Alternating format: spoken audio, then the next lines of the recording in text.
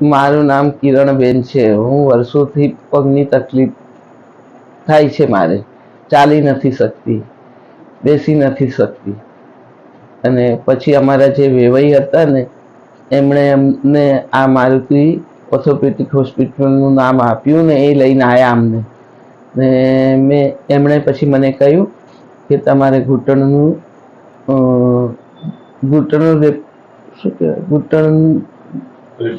Replacement કરાવવું પડશે. તો પછી મેં ઘૂંટણનું રિપ્લેસમેન્ટ કરાવ્યું અને હવે મને આરામ છે.